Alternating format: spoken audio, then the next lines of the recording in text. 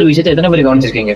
இந்த மாதிரி எக்ஸாம் கால்லாம் பாத்தீங்கன்னா லாஸ்ட் ஒரு 5 நிமிஷம் 10 நிமிஷம் இருக்கும்போது தான் பாத்தீங்கன்னா நம்ம ஒரு முக்கியமான 5 மார்க்கை சூஸ் பண்ணுமா வேணாமா அப்படின்றதும் இந்த ஆப்ஷனை சூஸ் பண்ணுமா வேணாமான்றதும் டக்குன்னு முடிவு எடுத்து அதுக்கப்புறம் அந்த விஷயம் குவாலிட்டியா பண்ணலாட்டியும் பரவாயில்ல, ஜஸ்ட் பண்ணா போதும் அப்படின்னு பண்ணுவோம் பாத்தீங்களா. லாஸ்ட் ஒரு 5 மினிட்ஸ்ல பண்ற அந்த ஒரு விஷயத்துக்கு பேர் தான் பாத்தீங்கன்னா சைக்காலஜில அதோட பேர் தான் டெட்லைன் எஃபெக்ட் அப்படின்னு சொல்லுவாங்க.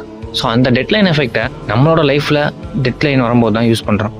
ரொம்ப நாளாக நினச்சிட்டு இருந்த அந்த ஒரு வார்த்தையை மற்றவங்கள்ட்ட சொல்கிறதா இருக்கட்டும், ரொம்ப நாளாகவே யோசிச்சுக்கிட்டு இந்த ஒரு விஷயத்த பண்ணிடுவோமா, இந்த ஒரு ஸ்டார்ட் அப் பண்ணிடுவோமா, இல்லை இந்த ஒரு விஷயம் அந்த கம்பெனி அனுப்பிடுவோமா அப்படின்னு நினைக்கிற ஒரு ஆளாக இருக்கட்டும், இந்த மாதிரி எந்த ஒரு டிசிஷனாக வேணா இருக்கட்டும், ஸோ அந்த ஒரு டிசிஷனை எடுத்து பாருங்க.